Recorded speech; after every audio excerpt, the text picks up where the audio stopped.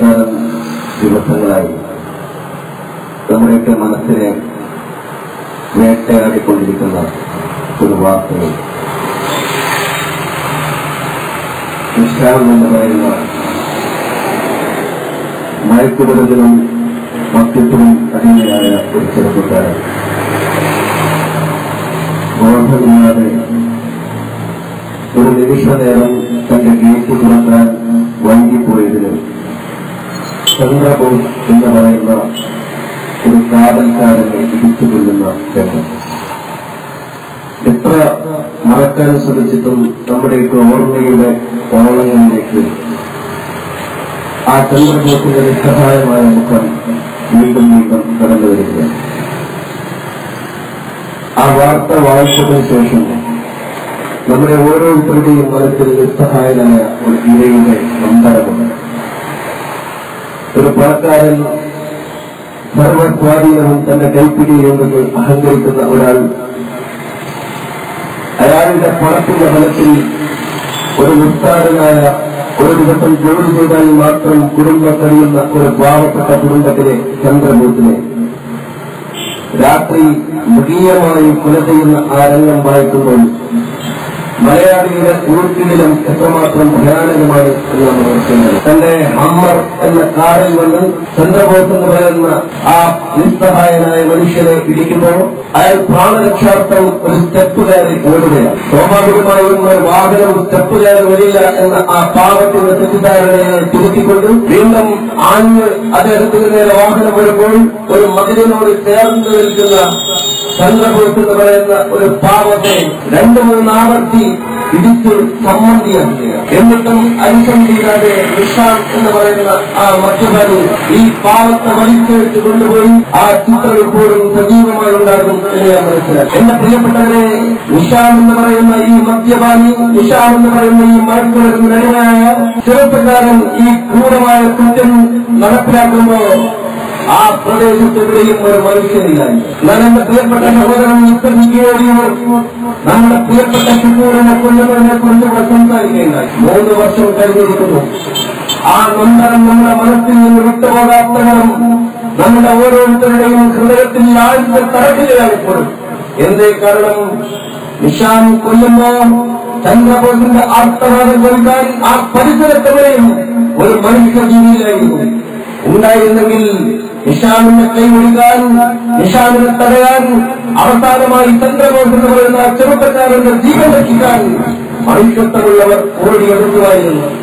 എന്നാൽ കണ്ണൂർ ജില്ലയിലെ അരിയിൽ ഷിപ്പൂർ എന്ന് പറയുന്ന ചെറുപ്പക്കാരൻ പൊതുജന മധ്യത്തിൽ ആ 100 കണക്കിന് ആളുകളെ സാക്ഷിയാക്കി നമ്മുടെ പ്രിയങ്കരനായ ഒരു ചെറുപ്പക്കാരനെ നിഷ്ഠൂരമായി വെട്ടി നുറുക്കി കൊല്ലുന്നതും ആർത്തനാഥത്തോടെ അത് കണ്ണാസ്വദിക്കാൻ കഴിഞ്ഞ ഒരു ജനവിഭാഗത്തിന്റെ മനസ്സെവിടെ നിൽക്കുന്നു എന്നതാണ് കേരളം എത്ര വർഷം കഴിഞ്ഞാലും ചോദിച്ചുകൊണ്ടേയിരിക്കേണ്ടത്. ആർട്ടിസ്റ്റ് പാർട്ടി ഇത്ര മനസ്സാക്ഷിയുള്ള ഇല്ലാത്തവരുടെ പാർട്ടിയാണ്. കമ്മ്യൂണിസ്റ്റ് പാർട്ടി ഇത്ര മനസ്സാക്ഷിയില്ലാത്തവരുടെ പാർട്ടിയാണ്. ഞങ്ങളെല്ലാവരും മാർക്സിസ്റ്റ് പാർട്ടിയെ വായിച്ച ഒരു കാലമുണ്ടായിരുന്നു. മാർക്സിസ്റ്റ് പാർട്ടിയുടെ നേതാക്കന്മാർ ജീവിച്ച ഒരു ജീവിതമുണ്ടായിരുന്നു. കേരളത്തിലെ പാവപ്പെട്ടവന്റെ രക്ഷകരായി മാർക്സിസ്റ്റ് പാർട്ടി വാഴ്ത്തപ്പെട്ട ഒരു ദശാസന്ധി ഉണ്ടായിരുന്നു.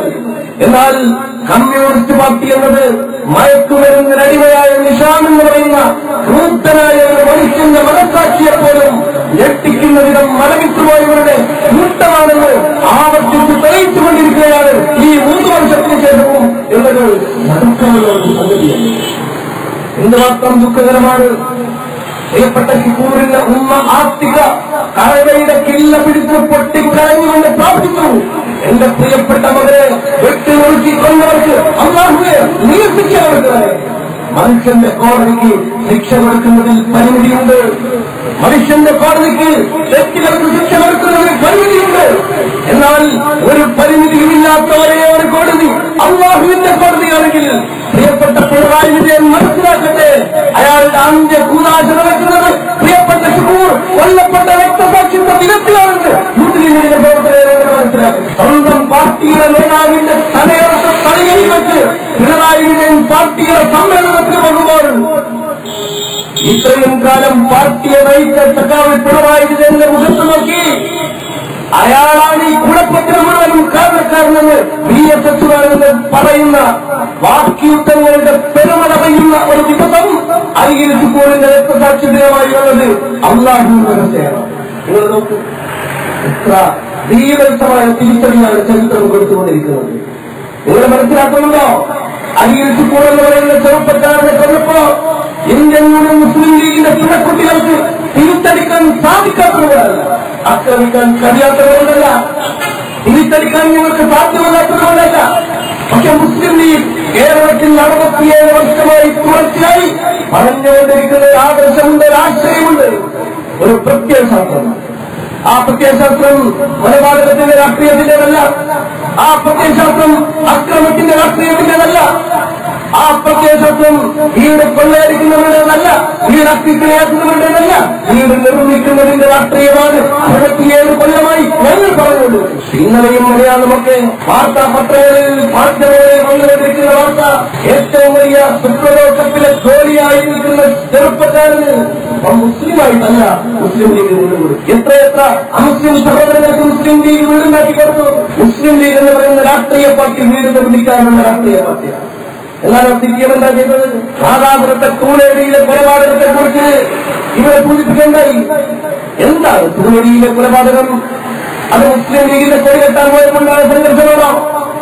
അത് മുസ്ലിം ലീഗിന്റെ പ്രകടനത്തിനുണ്ടായ കല്യാണം കൊണ്ടുണ്ടായ സംഘർഷമാണോ? അത് മുസ്ലിം ലീഗിന്റെ പ്രവർത്തനത്തിന് നേതൃത്വം കൊടുക്കുന്നതിനുണ്ടായ രാഷ്ട്രീയ സംഘർഷമാണ്? അത് ഒഴിക്കുന്നത്. അവിടെ നടന്നത് ഒരു രാഷ്ട്രീയവുമില്ല. അവിടെ നടന്ന ആ സംഘർഷത്തിന് യാതൊരു രാഷ്ട്രീയമില്ല. ഒരു പ്രദേശത്ത് 2 സംഘങ്ങൾ തമ്മിലുണ്ടായ ഏറ്റുമുട്ടലുണ്ടായി. സ്വാഭാവികമായും അതിലൊരു ഭാഗത്ത് മുസ്ലിം യൂത്ത് ലീഗിന്റെ പ്രവർത്തനം രംഗത്തുണ്ടായിരുന്ന ചെറുപ്പക്കാരനാണ് ഞങ്ങൾ സമ്മതിക്കുന്നത്. തയ്യമ്പാടി ഇസ്മായിൽ മുസ്ലിം ലീഗിന്റെ മെമ്പർഷിപ്പുള്ള ആളായിരുന്നില്ല എന്ന് ഒരിക്കലും ലീഗ് പറയുന്നില്ല. പക്ഷേ തയ്യമ്പാടി ഇസ്മായിലിന്റെ നേതൃത്വത്തിലാണെങ്കിൽ, അല്ലെങ്കിൽ അത് തെളിയിക്കപ്പെടേണ്ട കാര്യമാണ്. ഏതായാലും തയ്യമ്പാടി ഇസ്മായിലിന്റെ നേതൃത്വത്തിലാണെങ്കിൽ തന്നെ ഒരു കൊലപാതകം ഒരു നാട്ടിലുണ്ടായാൽ ആ കൊലപാതകത്തിന് മുസ്ലിം ലീഗിന്റെ തലയിൽ കെട്ടിവെക്കാൻ എന്താണ് ഇത്ര തിടുക്കം? എന്താണ് ഇത്ര തിടുക്കം? എത്ര തിടുക്കത്തിലാണ് മുസ്ലിം ലീഗിന്റെ പേരിൽ ആക്ഷേപം ഉന്നയിച്ചത്? എന്നാൽ ഞങ്ങൾ തിരിച്ചു ചോദിക്കട്ടെ, ആ കൊലപാതകത്തെ തുടർന്ന് സംഘർഷപരിമിതമായ ഭൂമിയിൽ പ്രിയപ്പെട്ട മുസ്ലിം ലീഗിന്റെ സംസ്ഥാന അധ്യക്ഷൻ പാലക്കാട് കടന്നു വന്നു. പിണറായി വിജയന് ഇന്ന് വരെ അവർ കൊന്നുതള്ളിയ ഏതെങ്കിലും ഒരാളുടെ വീട്ടിൽ കടന്നു വരാനുള്ള ധൈര്യം ഉണ്ടായിട്ടുണ്ടോ? ഇല്ല. എന്നാൽ പാലക്കാട് ധൈര്യം നിഷ്കാപകർക്കറിയാം, ഇന്ത്യൻ യൂണിയൻ മുസ്ലിം ലീഗിന്റെ ഹരിതപക്ഷ പതാക പ്രവർത്തിച്ച ഒരു പ്രവർത്തകരും രാഷ്ട്രീയത്തിന്റെ പേരിൽ ഈ കൊലപാതകം നടത്തിയിട്ടില്ല എന്ന 100% ഉറപ്പുള്ളത് കൊണ്ട് തന്നെയാണ് പാലക്കാട് തങ്ങൾക്കാനുള്ള ആത്മാർത്ഥമായ മനസ്സുണ്ടായത്. അങ്ങനെ തടയാൻ ഒരാളൊന്നുമില്ല, തങ്ങളെ കൂട്ടുപിടിക്കാൻ ഒരാളൊന്നുമില്ല, തങ്ങളോട് നിസ്സഹകരിക്കാൻ ഒരാളൊന്നുമില്ല. ശരി എന്ന് പറയുന്ന ചെറുപ്പക്കാരന്റെ അച്ഛൻ തങ്ങളെ കെട്ടിപ്പിടിച്ചു പറയുന്നവരെ ഇനി ഒരിക്കലും ഇതുപോലെ ഒരു കൊലപാതകം നമ്മുടെ നാട്ടിലുണ്ടാകരുത്. എന്റെ മകൻ നഷ്ടപ്പെട്ട വേദനയിലാണ് ഞാൻ. എന്റെ മകന്റെ വേദന എന്റെ മനസ്സിനെ ഏറ്റവും കൂടുതൽ അലട്ടിക്കൊണ്ടിരിക്കുമ്പോഴാണ് പാലക്കാട് തങ്ങളെ അങ്ങ് കടന്നു വന്നിട്ടുള്ളത്. ഞാൻ KMCC-യുമായി സഹകരിച്ച് പ്രവർത്തിച്ച ഒരാളാണ്. മുസ്ലിം ലീഗിന്റെ നിരവധി പ്രവർത്തനങ്ങളുമായി ആത്മബന്ധമുള്ള ആളാണ്. പല ഘട്ടത്തിലും KMCC-യുടെ പ്രവർത്തനങ്ങൾക്ക് സഹായം നൽകിയ ആളാണ്. പക്ഷേ എന്റെ മകൻ കൊല്ലപ്പെട്ടതിന്റെ പേരിൽ ഈ രാജ്യത്തെ സംഘർഷമുണ്ടായതിൽ എനിക്ക് വേദനയുണ്ട്, പ്രയാസമുണ്ട്. അങ്ങനെ ഒരു കൊലപാതകം ഈ നാട്ടിലുണ്ടാകരുതെന്നാണ്, ഈ ആവർത്തിക്കരുതെന്നാണ് എന്റെ പ്രാർത്ഥന എന്ന് പറഞ്ഞു പാലക്കാട് അങ്ങനെ ആ ചെറുപ്പക്കാരന്റെ അച്ഛൻ കെട്ടുപിടിച്ചു. എന്നാൽ പിണറായി വിജയന്റെ പാർട്ടിക്കാരന് സ്ഥൂലമായി കൊല ചെയ്തവരുടെ പ്രിയപ്പെട്ട ഹിന്ദുക്കളുണ്ട്. എന്തുമാത്രം നിസ്സഹായമായ ഒരു കൊലപാതകമാണ്. ഒരു മനുഷ്യൻ മാത്രം ഒറ്റപ്പെട്ടു നിൽക്കുമോ? എല്ലാവരും ഒരു പക്ഷത്തെ മാത്രം നിൽക്കുമോ? ഒരു ജനക്കൂട്ടത്തിനിടയിൽ അറവുമാടുകളോട് കാണിക്കുന്ന നീതി പോലും ലഭിക്കാതെ ഇപ്പോൾ എന്ന് പറയുന്നത് നമ്മുടെ പ്രിയപ്പെട്ട പ്രവർത്തകർ സങ്കടകരമാണ്. ഒരിച്ചു വെള്ളത്തിന് ദാഹിച്ച് നാവ് നീക്കിയപ്പോൾ പോലും അത് കൊലക്കാൻ പോലും ഞാൻ മര്യാദയില്ലാതെ ഇവിടെ സൂചിപ്പിച്ച പോലെ നീ കൊലയാളിയാണ്, നീ അക്രമിയാണ്. ഒരു ചെറുപ്പക്കാരന്റെ മുഖത്ത് നോക്കി പറയാൻ മനസ്സാക്ഷിക്കൊണ്ടില്ലാത്ത ഒരു പാർട്ടിക്കാർ കൊലപാതകം നടന്നിട്ടുണ്ട്. എത്ര വീടുകൾ തകർത്ത് സൃഷ്ടിയെന്നതാണ്, എത്ര വീടുകൾക്ക് നേരെ അക്രമമുണ്ടായി. ഞങ്ങൾ എവിടെ ആക്രമിച്ചിട്ടില്ല. അക്രമം മുസ്ലിം ലീഗിന്റെ വഴിയല്ലാത്തത് കൊണ്ട് മാത്രം NDF-കാരൻ ഞങ്ങളോട് ചോദിക്കുന്നു, 3 കൊല്ലമായില്ലേ ഇപ്പോൾ കൊല ചെയ്യപ്പെട്ടത്? എന്ത് ഷിബിൻ മരിച്ചപ്പോ നിങ്ങളുടെ സർക്കാർ 25 ലക്ഷം കൊടുത്തില്ലേ? എന്നാൽ ഷുക്കൂർ മരിച്ചപ്പോ ഈ ഗവൺമെന്റ് ഒരു നയാ പൈസ കൊടുത്തില്ലെന്നോ? എന്താ നിങ്ങൾ കൊടുക്കാത്തതെന്ന് ചോദിക്കുന്നതാണ് NDF-കാരൻ എത്തിക്കുന്നതിന് ഒരു ആവശ്യമില്ല. രക്തസാക്ഷികളെ ഉണ്ടാക്കി ആ രക്തസാക്ഷികളെ വെച്ച് വിലവേശി പണം സർക്കാരിന്റെ ഖജനാവിൽ നിന്ന് വാങ്ങിക്കൊടുക്കുന്ന ഏർപ്പെടുന്ന പാർട്ടിയല്ല ഇന്ത്യയിലെ മുസ്ലിം ലീഗ്. ചരിത്രത്തിൽ ഇന്നുവരെ എത്തില്ലാത്ത ഏറ്റവും വലിയ സഹായമാണ് ഷുക്കൂറിന്റെ കുടുംബത്തിലെ മുസ്ലിം ലീഗിന്റെ പ്രവർത്തകന്മാർ ഞങ്ങളുടെ കീശയിൽ നിന്നെടുത്ത് കൊടുത്തിട്ടുള്ളത്. ഞങ്ങളുടെ KMCC-യുടെ പ്രവർത്തകന്മാർ ഷുക്കൂറിന്റെ കുടുംബത്തിന് സർക്കാർ ഖജനാവിന്റെ ഒരു നയാ പൈസയുടെ നാണയത്വം ആവശ്യമില്ലെന്ന് മുസ്ലിം ലീഗ് പറഞ്ഞുകൊണ്ടാണ് 1 കോടി രൂപ ഷുക്കൂറിന്റെ കുടുംബത്തിന് ലീഗ് കൊടുത്തത്. 1 കോടി രൂപ. ഞങ്ങൾ രക്തസാക്ഷികളെ ഉണ്ടാക്കി ആഘോഷമാക്കുന്ന പാർട്ടിയല്ല. രക്തസാക്ഷികളുടെ മൃതദേഹവുമായി കൊണ്ടുവന്നോ ആ തട്ടഹരിച്ച് അത് കൊലപാതകത്തിന്റെ മറവിൽ കൂട്ട ഏറ്റവും വലിയ ഒഴുകെടുത്താനുള്ള ഒരു ആവേശം ഉണ്ടാക്കുന്ന പാർട്ടിയല്ല മുസ്ലിം ലീഗ്. മാർക്സിസ്റ്റ് പാർട്ടി ഒരു കൊലപാതകം ഉണ്ടായാൽ, ഒരു രക്തസാക്ഷിയെ കിട്ടിയാൽ ആ പ്രദേശത്തെ മാർക്സിസ്റ്റ് പാർട്ടിക്ക് എത്ര ഉത്സവമാണെന്ന് നിങ്ങൾ നോക്കൂ. ഷിബിൻ എന്ന് പറയുന്ന ചെറുപ്പക്കാരൻ മരിച്ചുപോയതിലല്ല മാർക്സിസ്റ്റ് പാർട്ടിയുടെ ആവേശം. ആ ഷിബിന്റെ മൃതദേഹവുമായി യാത്ര ചെയ്ത് ഒരു പ്രദേശത്തെ മുഴുവനും കോടാനും കോടി രൂപ കൊള്ളയടിക്കുന്നതിനായിരുന്നു താല്പര്യം. ഞങ്ങൾ നാലാമത്തെ പോയപ്പോ വല്ലാതെ മനസ്സ് വേദനിച്ചു പോയി, വല്ലാതെ മനസ്സ് നൊന്നുപോയി. നമ്മളൊക്കെ അത്ഭുതപ്പെടാറുണ്ട്. ഭൂകമ്പം ഉണ്ടാകുന്നത് നമ്മൾ കാണാറുണ്ട്. ഭൂകമ്പം ഉണ്ടാകുമ്പോ വലിയ വലിയ കെട്ടിടങ്ങളൊക്കെ പടർന്നു നിൽക്കുന്ന ചിത്രം നമ്മൾ പത്രങ്ങളിലൂടെ മാധ്യമങ്ങളിലൂടെ കാണാറുണ്ട്. എന്നാൽ പ്രിയപ്പെട്ടവരെ, നാദാപുരത്തിലെ വീടുകൾ ഏറിയപ്പോ ആ വീടുകൾ നെടുകെ പടർന്നു നിൽക്കുകയാണ്. ഭൂകമ്പമുണ്ടായ പോലെ പടർന്നു നിൽക്കുന്നു. ഇങ്ങനെ കെട്ടിടങ്ങൾ തകർക്കാൻ ആർക്കാണ്? ഇപ്പൊ മാർക്സിസ്റ്റ് പാർട്ടിക്ക് നല്ല എന്താണെന്ന് ചോദിച്ചാൽ അത് കോൺക്രീറ്റ് കെട്ടിംഗ് മെഷീൻ വാടക കൊടുക്കുന്ന ആളുകൾ വെക്കുന്ന ബോർഡ് അവരുടെ ഓഫീസിൽ കൊണ്ടു വെക്കണം. ഏത് കോൺക്രീറ്റ് കെട്ടിടമായിട്ട് കൊടുത്തു കൊടുക്കും. ആ തരത്തിലാണ് മാർക്സിസ്റ്റ് പാർട്ടി മാറിക്കൊണ്ടിരിക്കുന്നത്. എന്ത് ആവൽക്കരമായിട്ടാണ് ആ പാർട്ടി നീങ്ങുന്നത്? മാർക്സിസ്റ്റ് പാർട്ടിയുടെ മനസ്സ് മരവിച്ചിരിക്കുന്നു. ആലപ്പുഴ എന്നത് രക്തസാക്ഷികളുടെ കേന്ദ്രമാണ്. ഒരുപാട് രക്തസാക്ഷികളുടെ കേന്ദ്രം. അപ്പൊ ജീവിച്ചിരിക്കുന്ന ഒരു രക്തസാക്ഷി കൂടി അവരവിടെ കുടിയിരുത്തിയിരിക്കുന്നു. VS അച്യുതാനന്ദൻ എന്ന് പറയുന്ന ഒരു രക്തസാക്ഷിയെ കൊല്ലാതെ കുളിപ്പിച്ച് കുപ്പായിടിച്ചുകൊണ്ടിരിക്കുകയാണ്. ഇങ്ങനൊക്കെ മാധ്യമങ്ങൾ വാർത്തകൾ കാണുന്ന ആളുകൾക്ക് അത്ഭുതം തോന്നും. എന്താണ് CPM എന്ന് പറയുന്ന പാർട്ടി? നിങ്ങൾ പറയാറുള്ള ഒരു പാർട്ടി, വിപ്ലവത്തിന്റെ പാർട്ടി, തീപ്പൊണ്ടമായ പാർട്ടി. ആ തീപ്പൊണ്ടം കൊണ്ട് കരിക്കട്ടയായിരിക്കുകയാണ് CPM. നമുക്ക് VS അച്യുതാനന്ദൻ എന്ന് പറയുന്ന വീരകട്ട ബൊമ്മനെ കൊണ്ടുപോയി ഇരുത്തിയിരിക്കുകയാണ്. ഞാനിങ്ങനെ ഇരിക്കുകയാണ്. എല്ലാവരും നിൽക്കാനും ഒരു മഹലൂടെ മുഖത്തേക്ക് നോക്കുന്നില്ല. എല്ലാവരും നിൽക്കാൻ ഈ മനുഷ്യരുടെ തൈവിൽ മൂലക്കിരിച്ചാൽ നമ്മൾ മൂലക്കിരിച്ചിലായതിന്റെ വാക്യത്തിൽ പ്രയോഗിച്ചാൽ ഇപ്പൊ കുട്ടികൾ എത്ര എഴുതേണ്ട ഒരേ ഒരു കാര്യം VS അച്യുതാനന്ദനെ എങ്ങനെ ഇരിക്കുവാണ്. ആൾക്ക് മുമ്പ് അവർ സമ്മേളനത്തിന്റെ ഒരു തൈവിൽ ഇരുത്തിയ ഇന്ന് സമ്മേളനം അനുവദിക്കുന്നതൊക്കെ TV കണ്ടിട്ടുണ്ടാവും. TV സമ്മേളനത്തിന്റെ ദൃശ്യങ്ങൾ എങ്ങനെ ലൈവായിട്ട് വരികയാണ്. അപ്പൊ രക്തസാക്ഷികളെ അനുഭവിക്കുന്നു എന്ന് എല്ലാവരും നമ്മളെ കാണുന്നത് എല്ലാം കൊടുക്കുന്നത് അവിടെ ഒരാളെ തോണ്ടി പിടിക്കുന്ന പോലുമില്ല. തോണ്ടി പിടിക്കാൻ പോലും പേടിയാണ്. അത് പിണറായി വിജയൻ കണ്ടാൽ അടുത്ത കൊണ്ട് മുമ്പിൽ കിട്ടുമെന്ന് ഉറപ്പുള്ളതുകൊണ്ട് ഒരു മനുഷ്യനും ഈ മനുഷ്യനെ തോണ്ടി പിടിക്കുന്ന പോലുമില്ല. CPM എന്ന പാർട്ടിയുടെ ചരിത്രത്തിൽ ആദ്യമായിട്ടാണ് പിണറായി വിജയൻ എന്ന് പറയുന്ന പാർട്ടി സെക്രട്ടറി പടിയിറങ്ങുന്ന ദിവസം അത് നടത്തിയൊരു പത്രസമ്മേളനത്തിന്റെ ശരീരഭാഷ. പിണറായി വിജയന്റെ ശരീരഭാഷ മാർക്സിസ്റ്റ് കമ്മ്യൂണിസ്റ്റ് പാർട്ടിയുടെ പ്രവർത്തകന്മാർ എന്റെ ശബ്ദം കേൾക്കുന്നില്ലെങ്കിൽ നിങ്ങളുടെ ആത്മപരിശോധനയ്ക്ക് തയ്യാറാകണം. എത്ര ചോരക്കടകളാണ് പിണറായി വിജയന്റെ കൈകളിൽ പോകേണ്ടതെന്ന് മാർക്സിസ്റ്റ് പാർട്ടിക്കാർ ആത്മവിചാരം നടത്തണം. ഞങ്ങളുടെ പ്രിയപ്പെട്ട ഷുക്കൂറിന്റെ ചുണ്ടിച്ചോര ആ പിണറായി വിജയന്റെ കൈകളിൽ ഇറക്കണം. അദ്ദേഹത്തിന്റെ ശരീരഭാഷ എത്രമാത്രം ഫാസിസ്റ്റിന്റെ രൗദ്രഭാവങ്ങളുള്ള ശരീരഭാഷയാണ്. പിണറായി വിജയൻ പത്രസമ്മേളനം നടക്കുമ്പോ അവസാന തരത്തിന്റെ ഒരു കൊലച്ചിരിയുണ്ട്. നിങ്ങൾ കണ്ടിട്ടുണ്ടാവുമല്ലോ, ഒരു കൊലച്ചിരിയുണ്ട് പിണറായി വിജയന്റെ. VS അച്യുതാനന്ദൻ ദർപ്പമായി പോകുന്ന കൊലച്ചിരിയാണ് പിണറായി വിജയൻ അവസാനമായി ഇന്നലത്തെ പത്രസമ്മേളനത്തിൽ ചെയ്യുന്നത്. എന്നാൽ ഒരു മനുഷ്യൻ പറയുന്നത് മര്യാദ. എന്ത് മര്യാദയാണ് പിണറായി വിജയനുള്ളത്? ഒരു മര്യാദയും കാണിക്കാതെ, ഒരു പ്രതിപക്ഷ ബഹുമാനവും കാണിക്കാതെ VS അച്യുതാനന്ദനെ കടന്നാക്രമിച്ച് ഒരു ഫാസിസ്റ്റിന്റെ സകല വ്യവസ്ഥവാദങ്ങളും ആവാഹിച്ചെടുത്തുകൊണ്ട് പിണറായി വിജയൻ നടത്തിയിട്ടുള്ള ഒരു പത്രം. ഏത് പാർട്ടിയാണിത്? ഏത് പാർട്ടിയാണിത്? സാധാരണക്കാരന്റെ കണ്ണീരിന്റെ കൂടെ ഉണ്ടാകും ഞങ്ങളെന്ന് പ്രഖ്യാപിക്കുന്ന പാർട്ടി. സാധാരണക്കാരന്റെ വിമോചന ശബ്ദത്തിന്റെ പോരാട്ട ഭൂമിയിൽ ചെങ്കൊടിയായി മാറിയ രക്തക്കറവുണ്ട് ചുവപ്പ് കൊടിയുടെ പാർട്ടി. പാവപ്പെട്ടവന് വേണ്ടി പട്ടിണി ജാഥ നടത്തിയ AKPയുടെ പാർട്ടി. കഷ്ടപ്പെട്ടവന്റെ പടയാളിയായ കൃഷ്ണപിള്ളയുടെ പാർട്ടി. ഒരാളെ അരിഞ്ഞു തള്ളുകയാണ്. അരിഞ്ഞു തള്ളുമ്പോ ഞങ്ങളുടെ പ്രിയപ്പെട്ട ശുക്കൂറിന്റെ വായിലേക്ക് അവസാനം ഒഴിച്ചു വെള്ളം ഒറ്റിച്ചു കൊടുക്കാൻ പോലും തന്മനത്ത് കളിക്കത്തവന്റെ നേതാവ് തന്നെയാണ് പിണറായി വിജയൻ. ഇന്നലെ ബോധ്യപ്പെടുത്തി. അച്യുതാനന്ദനോട് ഞങ്ങൾക്ക് യാതൊരു മാനസിക എളുപ്പമില്ല. പക്ഷെ എന്നാലും കൊല്ലുന്ന അറവുമാർക്കെങ്കിലും വെള്ളം കൊടുത്ത ശീലം ഉണ്ടാവേണ്ട CPM-കാര്.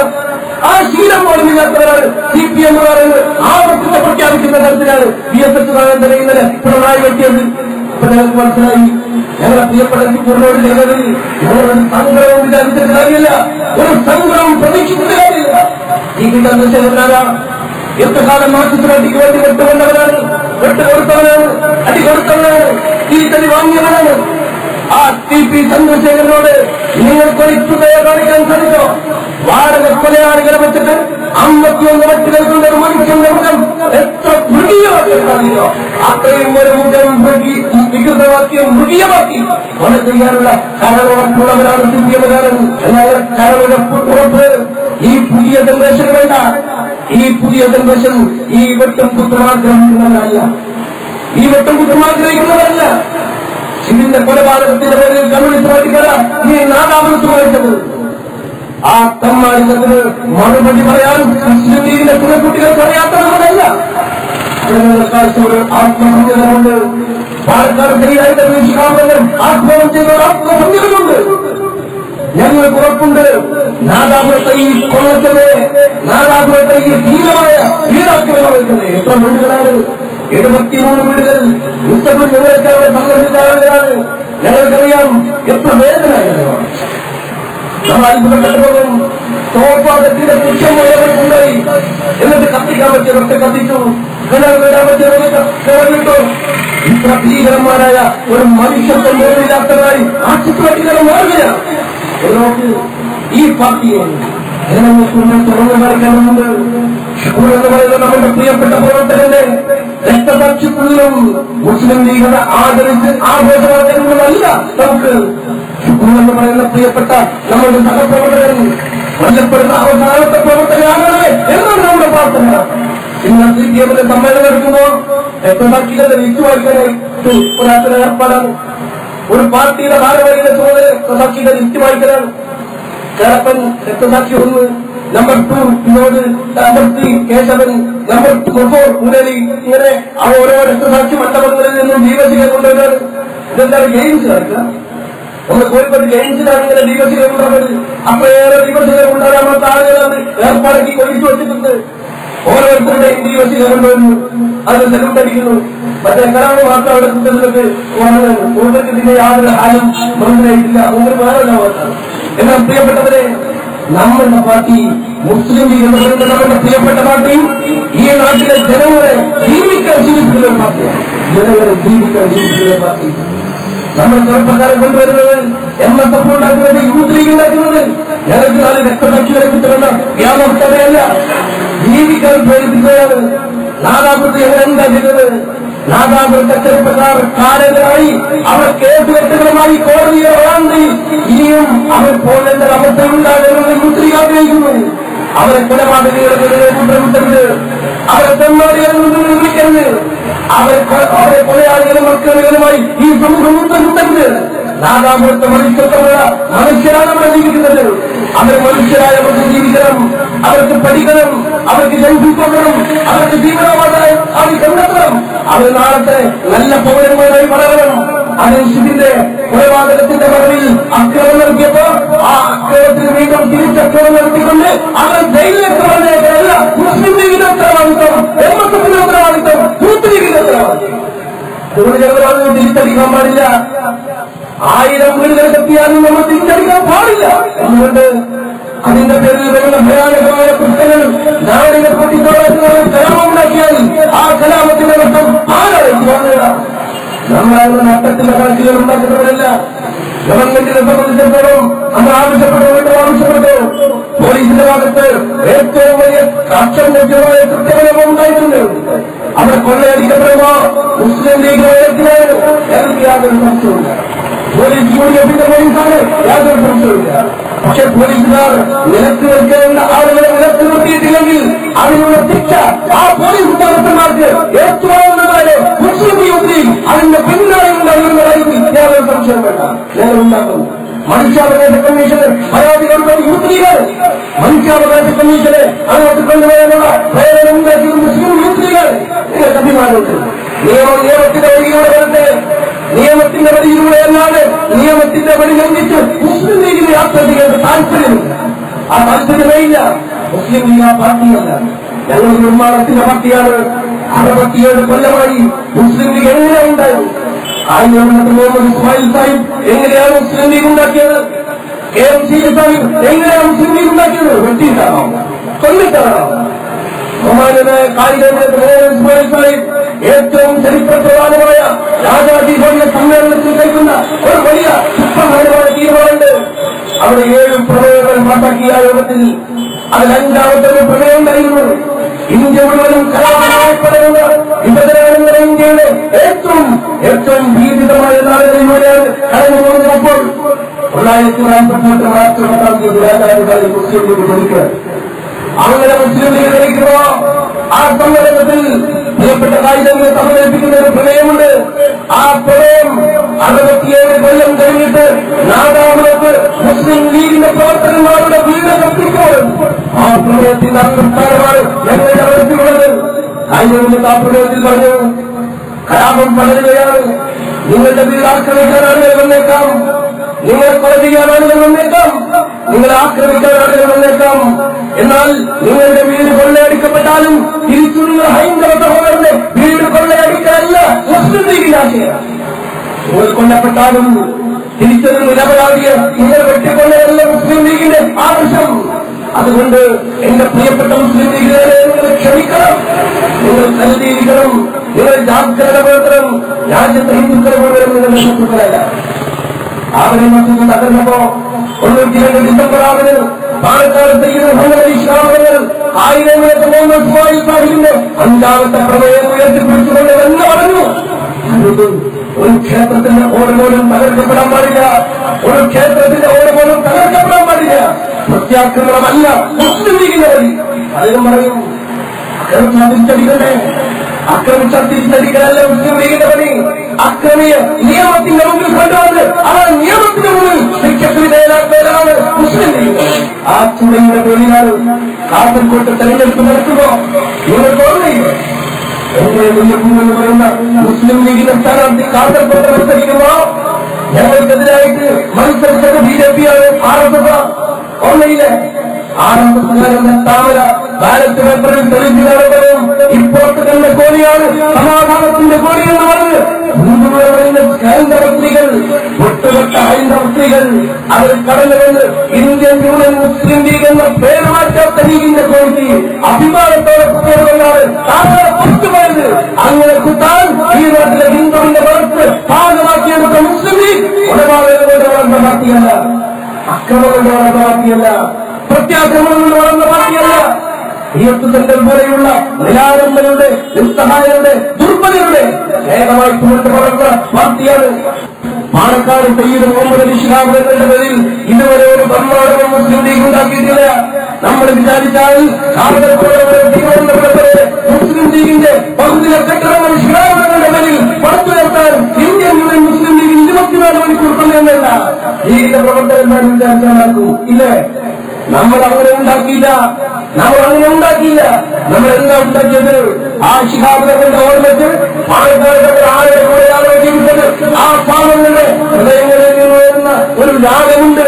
ആ രാഗതാളങ്ങളുടെ ഏറ്റവും വലിയ പരിപൂർണമായി പാവങ്ങൾക്ക് വേണ്ടി പലചാരിക്കാരുടെ വീടാണ് ശിഹാബ് തങ്ങളുടെ സ്മാരകമായി നമ്മൾ ഉണ്ടാക്കിയത്.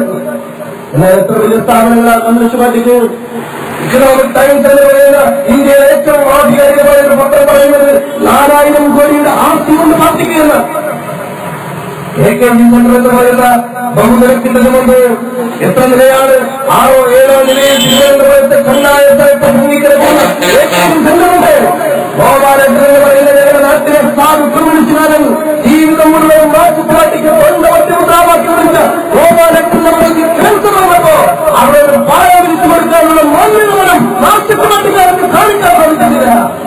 കിടക്കാൻ സ്ഥലം ഇന്ത്യയുടെ മുസ്ലിം ലീഗിന്റെ പ്രിയങ്കരനായ നായകൻ സാഹിബിന്റെ നാമധേയത്തിലുള്ള തീർത്ഥങ്ങളാണെങ്കിൽ ഞങ്ങളുടെ വ്യത്യാസം പറയാൻ വേറൊന്നും വേണ്ടല്ല.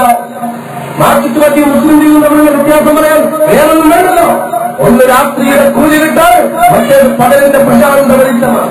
അതുകൊണ്ടാണ് മുസ്ലിം ലീഗിന്റെ പഠനം സംബന്ധിച്ച് മുന്നോട്ട് പോകുമ്പോ നിങ്ങളുടെ കഷ്ടമാക്കി കടൽ വീട് കൊടുക്കുന്നത് നിങ്ങൾക്ക് പൊട്ടി വീഴുന്ന പോലെ മാർക്സിസ്റ്റ് പാർട്ടി പൊട്ടി വീണുകൊണ്ടിരിക്കുകയാണ്. ഭൂമിയിലേക്ക് പഠിക്കുന്ന പോലെ മാർക്സിസ്റ്റ് പാർട്ടി പൊട്ടി വീണുകൊണ്ടിരിക്കുകയാണ്. ഇനിയും പൊട്ടിച്ചേരും. ഒരുപാട് അമ്മമാരുടെ പ്രവർത്തനമുണ്ട്. പി ചന്ദ്രശേഖരന്റെ അമ്മ അവസാനമായി കണ്ണടക്കുമ്പോഴും അടയാത്ത കണ്ണിൽ നിലവിളിച്ചോടും നിലവിളിയുണ്ടാകും. ചന്ദ്രശേഖരന്റെ അമ്മയുടെ പ്രിയപ്പെട്ടതാണ് മുഖം പോലും കാണാൻ കഴിയാത്തവരും വെട്ടിക്കൊലപ്പെടുത്തി കഴിഞ്ഞ് പിണറായി വിജയനായിട്ടുള്ളൊരു പ്രാർത്ഥന. അവന്റെ പ്രിയപ്പെട്ട സുഹൃത്തിന്റെ ഉമ്മ ആസ്തികയുടെ നെഞ്ചുപൊട്ടിയ ഒരു പ്രാർത്ഥനയുണ്ടാകും. എന്റെ പൊന്നോടെ ഇങ്ങനെ കൊല ചെയ്തവരുടെ ആ കൊലയാളികൾ അല്ലാഹുവേ നീ കൊടുക്കണമേ ശിക്ഷ എന്ന പ്രാർത്ഥന. ആ പ്രാർത്ഥനയ്ക്ക് പുലർന്ന് കണ്ടിട്ട് പിണറായി വിജയ നിന്നെ തെക്കോട്ടെടുത്തു വന്നു. അതുവരെ നിങ്ങൾ കാത്തിരുന്നു വരണം. ഏതേകാധിപതിക്കും അവസാനമുണ്ട്, ഏതിന് വാദിച്ചിനും അവസാനമുണ്ട്. നേരത്തെ മിസ്റ്ററിലൂടെ പറഞ്ഞല്ലോ, അഡോൾഫ് ഹിറ്റ്ലറുടെ കഥ പറഞ്ഞല്ലോ, ജർമ്മനിയുടെ കഥ പറഞ്ഞല്ലോ. പാവപ്പെട്ട കുട്ടികൾക്ക് നിലപ്പാടുകളും നിഷേധിച്ച് ജർമ്മനിയുടെ ഹിറ്റ്ലർ അവസാനമുണ്ടായിരുന്നു. ആ അവസാനം കാത്തിരിക്കുകയാണ് പിണറായി വിജയനെ. ആ അവസാനം കാത്തിരിക്കുകയാണ് കമ്മ്യൂണിസ്റ്റ് പാർട്ടിയെ. ആ പാർട്ടി അങ്ങനെയാണ് കാര്യമില്ല. അത് ഇഞ്ചിഞ്ചായി തകർന്ന് തകർന്ന് ചരിത്രമാകുന്നത് നമുക്ക് സാക്ഷിയാകുന്നത്.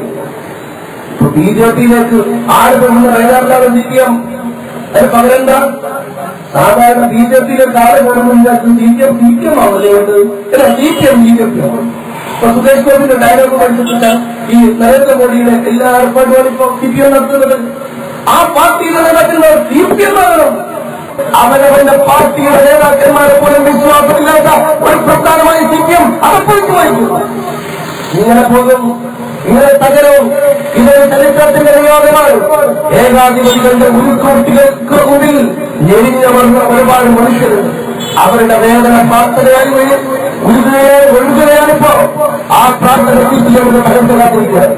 അതുകൊണ്ട് സിപിഎം എന്ന് പറയുന്ന കൊടിയ ഫാസിസ്റ്റ് സംഘടന, ആ സംഘടനയുടെ കൊടിയ ആക്രമണത്തിന് മുമ്പിൽ നിരപരാധിയായ ഷുക്കൂർ തിരഞ്ഞു മത്സരത്തിന്റെ 3ാമത്തെ ഓർമ്മ ദിനമാണ് ഈ ദിനം. ഒരു പ്രത്യാക്രമണത്തിന് വേണ്ടി കോട്ടുകൊടുക്കുന്നതല്ല, ഒരു കമ്മ്യൂണിസ്റ്റ് പാർട്ടിയുടെ ഓഫീസിൽ അവർക്കാരുടെ ആഹ്വാനമല്ല ഇന്ന് ഞങ്ങൾ നടക്കുന്നത്. ഇപ്പോഴും പാലക്കാട് പോകുന്ന ആളുകൾക്ക് കാണാവുന്ന ഒരു മനോഹരമായ കാഴ്ച. അവർക്ക് പാലക്കാട് തങ്ങളെ വിട്ടു പോകാറില്ലേ? പോകുമ്പോ നിങ്ങൾ തങ്ങളുടെ വീടെത്തുന്നതിന് തൊട്ട് മുമ്പ് വലതുഭാഗത്ത് തങ്ങളുടെ വീട്ടിലേക്ക് ഗേറ്റ് ചെയ്ത് കടക്കുമ്പോ ഒരു 2 കെട്ടിടം കാണാം. ആ കെട്ടിടത്തിന്റെ ഒരു പഴയ പുരാതനമായ മാർക്സിസ്റ്റ് പാർട്ടിയെ പോലെ തോന്നിപ്പിക്കുന്ന ഒരു കെട്ടിടം. ആ കെട്ടിടത്തിന്റെ മുകളിൽ ഇപ്പോഴും ഒരു ഭ്രമിച്ചു തുടങ്ങിയ മാർക്സിസ്റ്റ് പാർട്ടിയുടെ ഒരു കൊടിയുണ്ട്. എന്നാൽ 4ാമത്തെ കലാപം നടക്കുമ്പോ എന്റെ പൊന്നായ സഹോദരന്മാരെ, ഞങ്ങൾക്ക് ഇങ്ങനെ ഓഫീസും 5 കുറിക്കണമെങ്കിൽ പാലക്കാട് തങ്ങളെ കോലായിൽ നിന്ന് നേരെ നോക്കിയേക്കാളും ആ കൊടിയുണ്ട് തിരിഞ്ഞറിയാൻ മുസ്ലിം ലീഗ് ആരുടെ സമ്മതമാണ് വേണ്ടത്. മലപ്പുറം മുനിസിപ്പാലിറ്റി മുസ്ലിം ലീഗിന്റെ അയിലല്ലേ? മുനിസിപ്പൽ യൂത്ത് ലീഗിന്റെ ഒരു 100 പ്രവർത്തകരെ വിളിക്കാൻ എനിക്ക് വലിയ ബുദ്ധിമുട്ടുണ്ടോ? കമ്മ്യൂണിസ്റ്റ് പാർട്ടിയൊക്കെ അവിടെ 3-4 ആളുകളേ ഉള്ളൂ. കാരണം ആ കൊടി കണ്ടാൽ അറിയാം അന്ന് കെട്ടിയ കൊടി ഇന്നും അവിടെ കിടക്കാൻ. ഒരു കൊടി മാറ്റാനുള്ള മനുഷ്യൻ അല്ലെങ്കിൽ ഒരു ഉഷാറ പോലും ഇല്ലാത്ത ഒരു സ്ഥലമാണ് പാലക്കാട്ട്. ആ 4 പ്രവർത്തകന്മാർ മാത്രമുള്ള പാലക്കാട്ട് 40,000 പ്രവർത്തകന്മാർ ദിവസവും മാസത്തിൽ വന്നു പോകുന്ന പാലക്കാട്ടെ മുറ്റത്തുനിന്ന് നോക്കിയാൽ കാണുന്ന ആ ഓഫീസിന് ഇന്നേ വരെ ഒരു കല്ലെറിഞ്ഞിട്ടില്ല. ആ കൊടികളുടെ തിരിഞ്ഞറിഞ്ഞിട്ടില്ല. അത് സ്മാരകം പോലെ കാണാം. ഈ ദൈവ നിശ്വാസയുടെ വീട്ടിലേക്ക് പോകുന്ന വഴിയിൽ പോയി നോക്ക്. മുസ്ലിം ലീഗിന്റെ അംഗപ്രകാരം മുസ്ലിം ലീഗിന്റെ അഭിമാനമാണ്. ഞങ്ങളുടെ 73 വീടുകൾ ശരിയാക്കുമ്പോ മലപ്പുറത്ത് 8 വീടുകൾ മുസ്ലിം ലീഗ് മാത്രമുള്ള പ്രദേശങ്ങളിൽ കമ്മ്യൂണിസ്റ്റുകാർ ജീവിക്കുന്നുണ്ട്. ഞങ്ങൾക്ക് തടുപ്പുണ്ടായിരുന്നോ? കത്തിപ്പുണ്ടായിരുന്നോ? അവരെ പോയിട്ട് പുറത്തേക്കുണ്ടായിരുന്നോ? പക്ഷെ ഒരു നിരപരാധിയെ കൊല്ലുന്നവൻ അവൻ ഈ ഭൂമിയിലെ സകലചരാചരമായി കൊല്ലുന്നതിന് തുല്യമാണ് അവരുടെ ശിക്ഷയെന്ന് പഠിപ്പിച്ച് അള്ളാഹുവിന്റെ പ്രവാചകന്റെ ദീനിലാണ് വിശ്വസിക്കുന്നത്. അള്ളാഹുവിന്റെ പ്രവാചകന്റെ ദീനിലാണ്. നുബുവത്തിന്റെ കാലഘട്ടത്തിൽ 40 വയസ്സായ പ്രവാചകൻ മക്കയിലെ ഖുറൈശികളുടെ കഠിനമായ പീഡനമേറ്റ് വാങ്ങി എത്ര വർഷം മക്കയിൽ കഴിഞ്ഞുകൊണ്ടിരുന്നു. ഇസ്രായേലിന്റെ ഏറ്റവും ഭീകരമായിട്ടുള്ള ഏറ്റവും ദയനീയമായ അവസാനം അവനവന്റെ നാട് വിട്ടുപോകുക എന്നത് ഏറ്റവും വലിയ ദയനീയമായ നമ്മൾ ജനിച്ച വീടും നമ്മൾ ജനിച്ച നാടും നമ്മളുടെ സഹപ്രവർത്തകരെയും നമ്മുടെ കുടുംബത്തെയും എല്ലാം വിട്ടുകൊണ്ട് ആക്രമണത്തിന്റെ വഴിയിലേക്ക് പോയില്ല, ചെറുത്തു നിൽക്കാൻ പോയില്ല, പ്രത്യാക്രമണത്തിന് പോയില്ല. ഉടൽവാളുകൾ തന്റെ തലയിൽ വന്ന് ചാർത്തിയപ്പോഴും സുഹൂദിൽ നിന്ന് എഴുന്നേറ്റ് സലാം വെട്ടിയിട്ട് പ്രവാചകൻ പുഞ്ചിരിച്ചു പറഞ്ഞു, ഇല്ല, പ്രത്യാക്രമണമില്ല, കടന്നാക്രമണമില്ല, ആക്രമണത്തിന്റെ വഴി വിഷ്ണുവിന്റെ വഴിയല്ല എന്ന് പറഞ്ഞു പോയ പ്രവാചകൻ സല്ലല്ലാഹു അലൈഹി വസല്ലം എന്നും തങ്ങൾ കാത്തിരിക്കുന്ന വഴിയരികിലെ പെൺകുട്ടി ഒരു ദിവസം തുപ്പാൻ കാത്തു നിൽക്കാത്തപ്പോ ആ പെൺകുട്ടിയുടെ അസുഖമാണ് കഴിഞ്ഞപ്പോ ആ വീട്ടിലേക്ക് പോയി മകളെ നിനക്ക് എന്തുപറ്റി എന്ന് ചോദിക്കാറുണ്ടോ? വിശാലമായ പ്രവാചകൻ ഗാന്ധിജിയേക്കാൾ ഉയരത്തിലാണെന്ന് ഗാന്ധിജി ഒരു മുഖത്തടിച്ചപ്പോ മറ്റേ മുഖം തിരിച്ചു കാണിച്ചു കൊടുത്തത് വലിയ അഹിംസയായി പറയുന്നവരെ അള്ളാഹുവിന്റെ പ്രവാചകനേക്കാൾ വലിയ അഹിംസാവാദി ആരാണെന്ന് ലോകത്ത്? എത്ര വലിയ കൊടിയാക്രമണം, എത്ര വലിയ കൊടിയ പരിഹാരം, എത്ര വലിയ കളിയാക്കലുകൾ, എത്ര വലിയ ഭീകരമായിട്ടുള്ള ആക്രമണങ്ങൾ നിങ്ങൾ നടന്നില്ലേ അള്ളാഹുവിന്റെ റസൂലിനെതിരെ?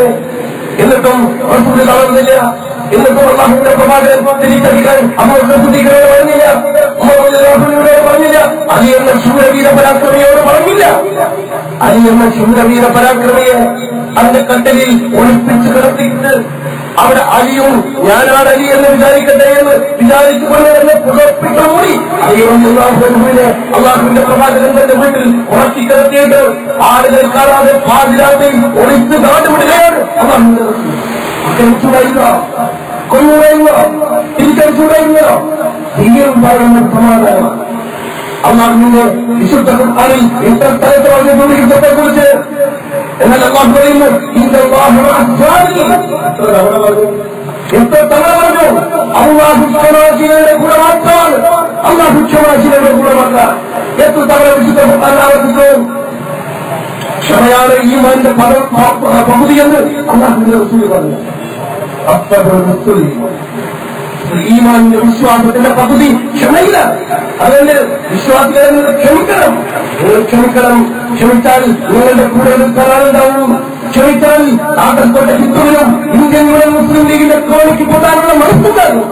ആ മനസ്സുണ്ടാക്കിയ ലീഗ്, ആ മനസ്സുണ്ടാക്കിയ ലീഗ്, ആ ലീഗിന്റെ പടയാളികളാണ്, ആ ലീഗിന്റെ പോരാളികളാണ് നമ്മൾ. ആദർശം കൊണ്ട് മാത്രം, നിയമത്തിന്റെ വഴിയിലൂടെ മാത്രം, ജനാധിപത്യത്തിന്റെ വഴിയിലൂടെ മാത്രം. എത്ര NDF ആവർത്തിച്ചു ആക്രമണത്തെക്കുറിച്ച് സംസാരിക്കുന്നതും മനസ്സിടറാതെ യുദ്ധക്കാരെ ഉമ്മപ്പെട്ടുകാരെ മനസ്സിടറാതെ നമ്മൾ പറയണം. സമാധാനത്തിന്റെ പരിവാഹകരായി ഞങ്ങളുണ്ടാകും.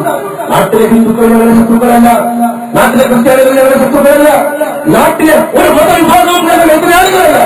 അവർക്ക് സേവനം ചെയ്യാനാണ് മുസ്ലിം ലീഗ്. ഹിന്ദുവിന് രോഗം വന്നാൽ അവർ ചികിത്സിക്കാൻ ഇറങ്ങി, ഹിന്ദുവിന് വീടില്ലെങ്കിൽ അവർ വീട് കൊടുക്കാൻ ഇറങ്ങി. ഹിന്ദുവിന് ഒരു പ്രയാസം ഉണ്ടാകുമ്പോ, അവന്റെ വീട്ടിലൊരു കല്യാണം ഉണ്ടാകുമ്പോ, ഒരു അടിയണ ഉണ്ടാകുമ്പോ അവരെ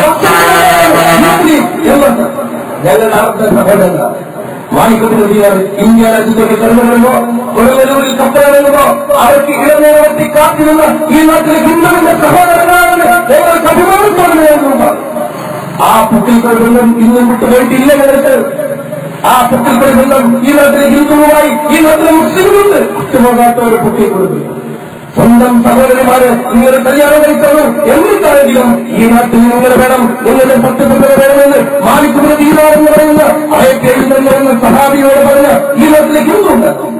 ആ ഹിന്ദുവിന്റെ പ്രവർത്തക്കാരാണ് ഇന്നലെ ഇന്നും ജീവിക്കുന്ന ഹിന്ദുക്കൾ. അവർ നമ്മുടെ ശത്രുക്കളല്ല, അവർ നമ്മുടെ അർദ്ധ സഹോദരങ്ങൾ. അവരെ സ്നേഹിക്കുന്ന പാർട്ടിയാണ് മുസ്ലിം ലീഗ്, അവരെ സംരക്ഷിക്കുന്ന പാർട്ടിയാണ് മുസ്ലിം ലീഗ്.